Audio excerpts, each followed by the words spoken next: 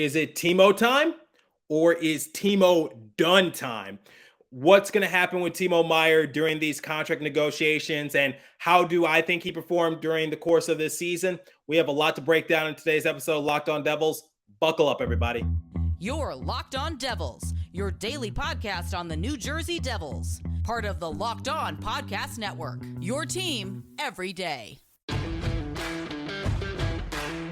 Hi, this is Bryce Salvador, and you're Locked On Devils with Trey Matthews. Scores!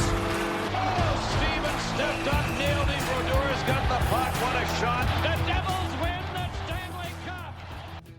Alrighty now, what is up, New Jersey? Welcome back to the Locked On Devils podcast here on Locked On Network. I'm your host, college hockey play-by-play announcer, Devils writer for Pucks and Pitchforks, and also part-time credential MIA member Trey Matthews. In the previous couple of episodes, I've been talking about Jesper Bratt and his contract negotiations and his future with the Devils organization. I mentioned as to whether or not I want him to personally return to the team, or maybe the Devils organization should consider trading his rights away. Now, why did I bring up the possibility of trading away Jesper Bratt, one of our core pieces? Well, we need to talk about the other side of the coin, and that is Timo Meier. In my opinion, I think Timo Meier has solidified himself as the more valuable asset to the Devils roster because of what he was able to do in the minuscule time that he had with the organization, and also what he was able to do during the course of the postseason. And yes, that includes round one against the New York Rangers and round two against the Carolina Hurricanes, because Timo Meier, if he's not scoring, he's definitely asserting himself physically. And if he's not asserting himself physically, which is very rare for him to do, he is definitely going to be putting up the points on the board. Now, in today's episode, like I said, going to be talking about Timo Meier and his situation, and I'm going to break it down into three parts. So in segment one, I'm going to recap Timo Meier's season in general. Then in segment two, I'll talk about the expectations he has for himself, what areas of improvement that he wishes to work on during the course of the offseason, and I'll give you guys my thoughts on that. And then in the third and final segment, we'll talk about his contract situation, and I'll share my thoughts as to whether or not we will see Timo Meier in a Devils sweater come next year, because it's been quite evident that the Devils discourse is a little concerned as to where Timo Meier's headspace is at, because people have been bringing up the fact as to whether or not Timo Meier is happy in New Jersey. Would he want to return to the organization? And I was actually there during the course of his exit interview. I had a chance to ask him a few questions, so I'll definitely put in some of the sound bites I was able to pick up, and then I'll give you guys my 2-cent opinion as to whether or not Timo Meier will return to the Devils organization. But let's start with his season in general. Now, this season for the New Jersey Devils was definitely interesting, because for the first time in a long time, the Devils were buyers come the trade deadline, and they were definitely looking for a valuable asset to add to their already promising roster to possibly make a deep push in the playoffs. And obviously, we saw some names float around. We saw Ryan O'Reilly, Vladimir Tarasenko, Patrick Kane, and a lot of other players that could have been very useful for the Devils roster. But it was always clear that it seemed like the Devils had their eyes set on Timo Meier, because the San Jose Sharks, they were looking to get rid of Timo Meier and also possibly Erik Karlsson in order to fully rebuild their roster. And the Devils had the assets. They had the young pieces in their AHL system, or maybe on the NHL roster already, that I'm sure the San Jose Sharks were intrigued about. And I think the Devils were always the front runners to possibly land Timo Meier. Now, come the trade deadline, the Devils, they gave away Shakir Mukhamadullin, Fabian Zetterlund, Nikita Holtuk, Andreas Johnson, and a few draft picks, including their first-round draft pick in this year's NHL draft, for the services of Timo Meier. That sent shockwaves throughout the NHL, because the thing about Timo Meier, and we're definitely going to touch about this a little later in the episode, Timo Meier just brought a different dynamic to the roster, because one of the complaints that a lot of people had for the Devils was that they seemed to be a little too soft. They didn't really have that aggressive player. So I'm sure Tom Fitzgerald, he saw the criticisms firsthand. I'm sure Lindy Ruff, he had a say in it, because Lindy Ruff had nothing but positive things to say about Timo Meier and his overall impact. So I think the name of the game come the trade deadline was, if they couldn't get someone like Timo Meier, you got to get someone who's aggressive and someone who can definitely add that sandpaper type of role to the organization, someone who can definitely just whip these young forwards into shape, because once again, Jack Hughes, Nico Hischier, and Jesper Bratt, while they're talented players, they're not exactly going to assert themselves physically. So you kind of need that player to help them out, especially during the playoffs, because we especially saw this in the Carolina Hurricane series. Things get quite rough during the playoffs. But they got their guy in Timo Meier, and he was able to have an impact right away. He scored his first goal as a New Jersey Devil in his debut against the Arizona Coyotes. I was actually present for that because it took place at Mullet Arena. And overall, it seemed like Timo Meier, it took him a while to find his groove, but like any other big name player that was traded, he just needed to just get into that rhythm. He needed to form some chemistry. So Timo Meier, during the course of the season, he was able to finish off the year with 9 goals, 5 assists for a grand total of 14 points, and he appeared in 21 games. Now, people had their complaints about Timo Meier, saying he spent too much time in the penalty box. People were expecting just a tad bit more scoring from him. But the one thing I always said was that look what Timo Meier is doing physically. Look what he's doing in terms of just asserting himself. Because look what he's able to do in terms of just getting in front of the net, getting those redirects, whatever the case might be. Because I think the best player on the team who was good at that prior to Timo Meier was Nathan Bastian, as in standing in front of the net and just trying to knock the puck on in and trying to help the Devils score. So I think Nathan Bastian was the best example of that, because obviously we gave him the nickname the Goal Goblin, but obviously getting Timo Meier, he took that a couple steps higher, because Timo Meier can do it more consistently, and he is definitely a big body and a big power forward to add to the already talented roster that the Devils had. So I think this season in general for Timo Meier was a success. I know some people wanted to see more scoring from him, but at the end of the day, guys, you need to know that Jack Hughes is already there. Nico Hischier is already there. Jesper Bratt's already there. Dawson Mercer is already there. And you need to factor in some of these other X-factor pieces like Tomas Tatar, Eric Haula. They've already formed that chemistry amongst the organization. So adding Timo Meier to an already talented roster, it was definitely a challenge on Lindy Ruff's end. It was a challenge on Timo Meier's end. But I think Timo Meier, for what he was given, I think he was able to just showcase his true potential and his capabilities, because once again, the name of the game for the Devils was that they were too soft, but Timo Meier was able to fix it.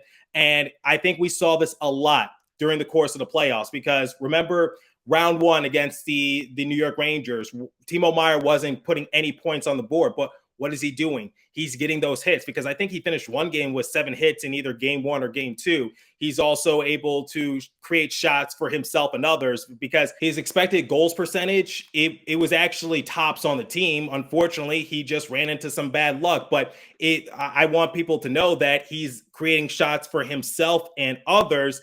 And not only that, he was able to play some mind games on Igor Shesterkin. And how do I know that? Well, Shesterkin, he lost his cool at one point, and he even went on to talk to reporters about Timo Meier should just join the MMA or something like that. And then Ryan Novozinski was speaking to Timo Meier, and Meier said he had never watched the MMA, but whatever made Shesterkin happy. So I like that, quite honestly, because he's being a menace. He's asserting himself physically. He's getting those hits. He's doing the dirty work. And that definitely proved dividends for the New Jersey Devils. And even though he wasn't one of my 3 stars for the series in general, I still believe I listed Timo Meier as one of my honorable mentions, because quite honestly, without Timo Meier and his impact in that sort of way, I don't think the New Jersey Devils have that confidence in themselves to overcome that 2-0 deficit and beat the New York Rangers in 7. Because if you guys recall, the Rangers did have the Devils' number for the first 2 games of that series, and then the Devils lost home ice advantage. They basically have to do an uphill battle to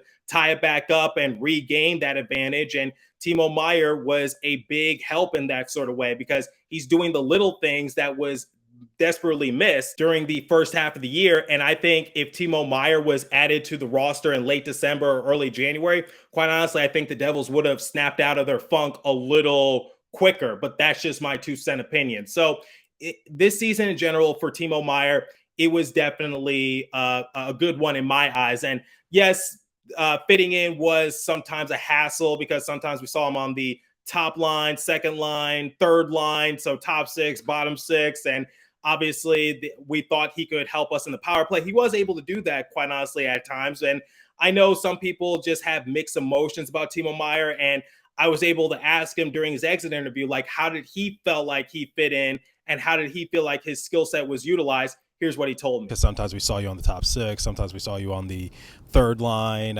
Series against the Rangers, you were very physical. Then this previous series against the Hurricanes, your scoring and point production started to show. So I was just curious to hear your thoughts. How did you think you fit in during the course of the season? Yeah, we got a lot of guys with everybody in this super skilled speed, and I think I bring in a little bit more of like the physicality. A guy that likes to be in front of net, obviously a shooting first player. So I think especially the physical part and just getting in front of net and creating room for all these guys that are super good at turning and getting rolling off guys. Now, I don't work at the Prudential Center, but I'm sure ticket sales went through the roof when Timo Meier was first acquired by the Devils, because I'm sure people wanted to get a glimpse of a young, promising star in Timo Meier and what he could add to this roster. But before we continue, speaking of tickets, let me tell you about Game Time. So forget about planning months in advance. Game Time has deals on tickets right up to the day of the event. Get exclusive flash deals on tickets for football, basketball, baseball, concerts, comedy, theater, and more. The Game Time guarantee means you'll get the best price. If you find tickets in the same section and row for less, Game Time will credit you 110% of the difference. Get images of your seat before you buy so you know exactly what to expect when you arrive. Buy tickets in a matter of seconds. 2 taps and you're set. Tickets are sent directly to your phone, so you never have to dig through your email. Download the Game Time app, create an account, and use the code LOCKEDONNHL for $20 off your first purchase. Terms apply. Again, create an account and redeem code LOCKEDONNHL for $20 off. Download Game Time today. Last minute tickets, lowest price guaranteed. Okay, so once again, I had the chance to ask Timo Meier a couple questions in regard to how he felt like he fit in with the Devils organization and what they were trying to form. So I asked him 2 other questions. I asked him, like, what was his expectations come next year? Basically, I was just trying to pick his brain a little bit. Did he already have a plan set for next year if he does decide to re-sign with the organization? And I also talked about some areas of improvement that he has in mind to work on during the course of the offseason. Here was his response for both questions. And just a disclaimer, for the question in regards to his expectations, I'm actually going to use the New Jersey Devils television feed for that soundbite, because unfortunately my microphone decided to bug out on me when Timo was saying my question. And then the improvements one, luckily it started to work again. So that's going to be my personal soundbite that I recorded. So here were Timo Meier's response to both questions. I know you just talked about the possibility of re-signing with the team, and I just want to ask, like, what are your expectations come next season if you do remain in a Devils sweater? Yeah, like I said, there's definitely going to be conversations, and this team definitely we're heading in the right direction. And if you look at the progress from last year, being in the playoffs, second round playoffs, I think that's it was a quick turnaround, and it just kind of shows the skill and the talent of this group. What are some of the areas this offseason that you're going to try to improve on come the new year? Everything. I always try to go back and just look at the stuff, the hockey part, but also the physical part where you want to put in the work in the gym. You want to get faster, stronger. With the pace this game's played at, I think for me it's always a big thing going back in summer, putting in the work. That's where you get your confidence to start the season. And I think I'm a player that relies on how I work out in the gym and how I prepare myself in the summer for the season. My thing for Timo Meier is that I want him to form that chemistry with the team, because obviously he's a very good player, and I really hope he's able to hammer out an extension, because he is definitely going to be vital for this organization if they want any chance of winning a Stanley Cup. Timo Meier has proven that he is the more valuable asset than Jesper Bratt. Now, like I said in segment 1, a lot of these guys had already formed chemistry with one another, and Timo Meier was just trying to find his niche at times. And like I said, some people were frustrated. Some people were like, is Timo Meier really worth all the hype? And I was just like, calm down. Like, he was traded, he was thrown into the fire, and this is kind of uncharted territory for him because he played his entire career up to this point with the San Jose Sharks organization, and this is his first time getting traded. And there's some players who get traded quite frequently, and they're able to fit in like a glove, like Erik Haula. He's a good example of being traded around quite frequently because a lot of people want someone like Erik Haula on their roster because he's a good glue piece, and he's sort of like that player who could do a little bit of everything. Maybe doesn't show up in the newspaper all that often, but that doesn't matter. For someone like Timo Meier, who was putting up big numbers with the San Jose Sharks, and now he's coming over to this organization that's trying to make a push in the playoffs. And honestly, this was uncharted territory for the Devils as well, because like I said, this was the first time in a good while that the team was able to become buyers come the trade deadline. And now with Timo Meier, my expectations for him is that if he does decide to re-sign with the organization long-term, I don't know what his numbers are going to look like. I don't know if they're going to go up significantly, but I'm sure worst comes to worst, they'll stay somewhat consistent because, like I said, you still got to factor in Jack Hughes. That's a franchise piece. Nico Hischier is the captain. I don't know what's going to happen with Jesper Bratt, but obviously he's a core piece. But I would expect for Meier to at least be better than Jesper Bratt and also Dawson Mercer.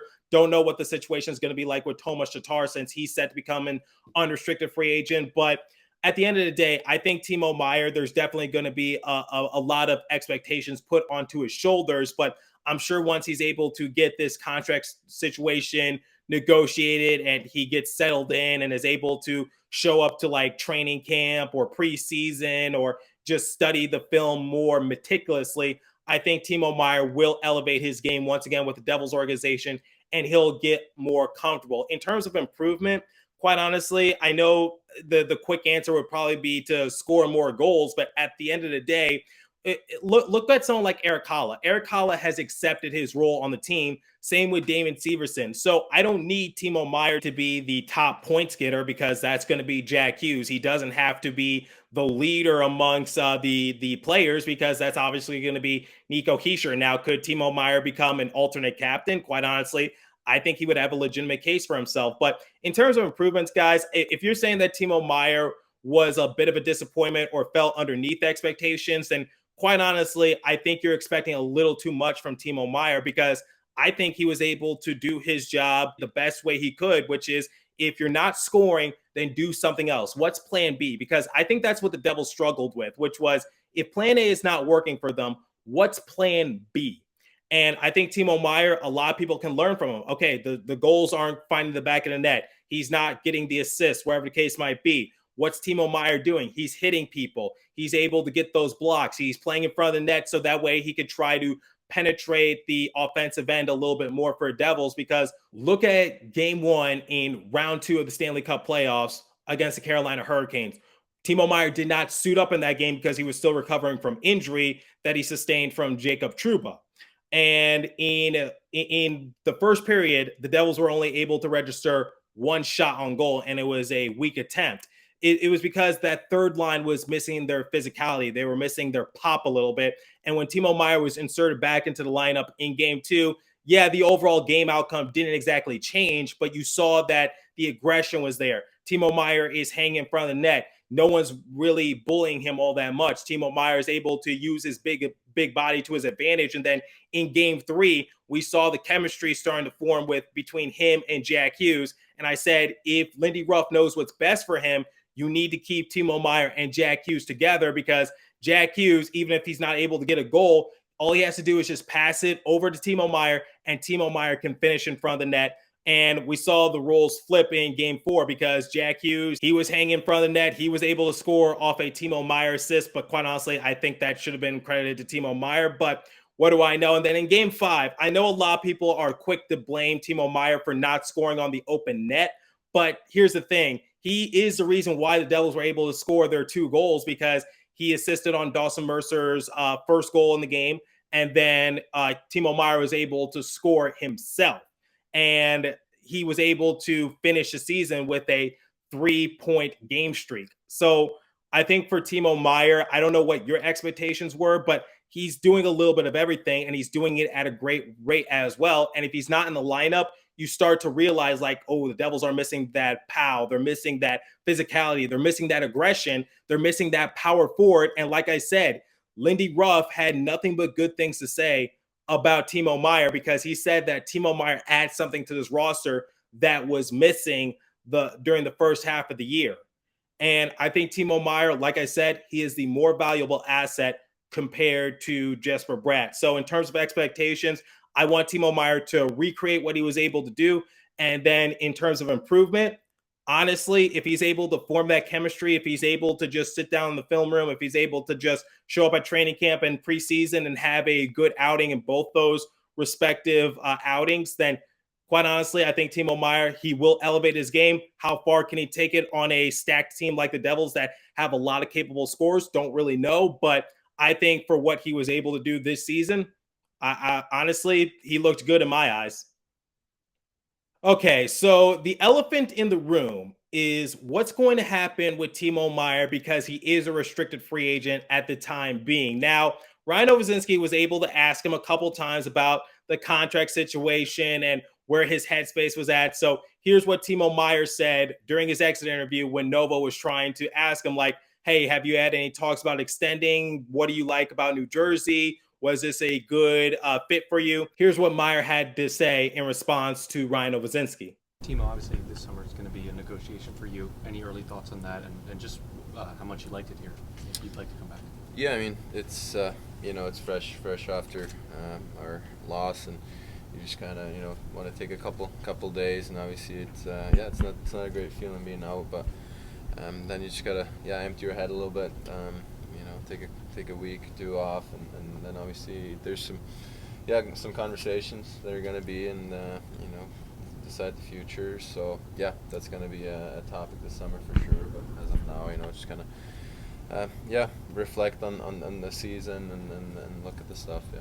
Did you like enough of what you saw in New Jersey to strongly consider talking and negotiating that? Yeah, it's definitely a nice place, and like I said, great group of guys, great staff and everybody. So definitely, it's a nice place for sure. I liked what Ryan was trying to do. He was basically trying to get Timo to say like, yeah, I want to re-sign with the organization. I want to re-sign long-term. I love it here.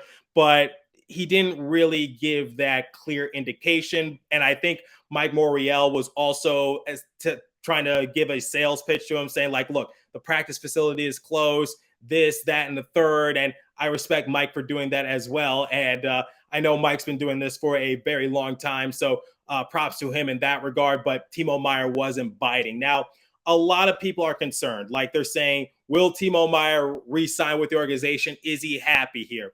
Here's my opinion, guys. Yes, he didn't explicitly say that he wants to re-sign with the organization, but he didn't give any clear, alarming indication that he wants to find opportunities elsewhere. So let's look at 2 examples, shall we? And 2 exit interviews I've already broken down. Let's look at Erik Haula and let's look at Mackenzie Blackwood. Erik Haula went out and said that he wants to re-sign with the organization and that he was already on Tom Fitzgerald trying to get a deal done. Whereas for Mackenzie Blackwood, he didn't explicitly say he doesn't want to return, but he'll go where the opportunity is because obviously during exit interviews, everyone's in a good mood. You don't really want to put that out there to the public. And I respect that because trust me, that'll be a PR nightmare. But I think Mackenzie Blackwood already has 1 foot out the door. I think Damon Severson, Ryan Graves, they said similar things as to Mackenzie Blackwood because I think they know that they have run their course with the Devils organization.